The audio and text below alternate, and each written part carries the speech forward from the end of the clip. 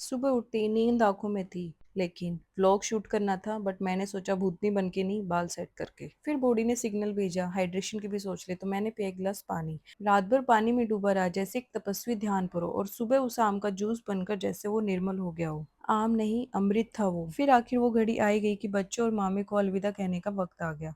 हम गए गाड़ी में पार्क से, मामी को छोड़ने गया था नीटू, तो हम भी साथ में लटक लिए। फिर मैंने मामी के चरण स्पर्श करके उनको अलविदा कहा और बच्चों को। और फिर शुरू हुआ माँ बेटी का फिटनेस सफर। मम्मी बोली जा बेटा तू, मैं तो अपनी स्पीड से आऊंगी। मैं बोली नहीं मम्मी, 2 चक्कर तो साथ में काटूंगी, मन लगा रहेगा। फिर नीटू नहीं आया मामी को छोड़ के, जब तक मैंने अपना जूस आराम से इंजॉय कर लिया और मम्मी ने करी अपनी फ्रेंड से गपशप, और फिर हम वापस आ गए घर। घर आते ही मैंने अपने दोनों हाथों से एक नया सफर शुरू करा और मैं लग गई अपनी सेटिंग में। रात को खरीद के लाई थी मैं आलू और प्याज। फिर मैंने आलू और प्याज को उनकी रिजर्व सीट पे बैठा दिया। फिर मम्मी बोली बेटा चाय पिएगी? मैं कहा नहीं मम्मी, मैं तो पहले काम करूंगी फिर कुछ लूंगी। फिर मैंने पन्नी के अंदर पन्नी, पन्नी के अंदर पन्नी बांध के रख दी, जो कि हर घर में होता है। शायद आप कमेंट करके जरूर बताना कि आपके घर पे भी ऐसा होता है। फिर नाश्ता सिर्फ खाने का टाइम नहीं था, वो एक क्रंच वाली कहानी थी। फिर बस यूं ही हंसी मजाक करते करते हमने एक एक बाइट लिया। फिर मैंने शुरू करा सबसे मुश्किल मिशन, शनाया को उठाया, क्योंकि हो चुके थे 11:30 और वो छुट्टी का पूरा आनंद ले रही थी। फिर शनाया ने शुरू करा अपना दांत चमकाने का कार्यक्रम और अपना रूटीन करके बैठ गई कलाकार बनने। फिर शनाया की टम्मी ने मारी सीटी, मुझे भूख लगी है। फिर शाम होने पर धूल मिट्टी से बचने का यंत्र और सुरक्षा कवच पहनकर मैं अपनी स्कूटी पर सवार होकर निकल पड़ी एक ग्लो मिशन पर। सुबह की भागदौड़ के बाद सिर्फ एक ही कहानी थी, पार्लर का सुकून और एक अपना रिफ्लेक्शन।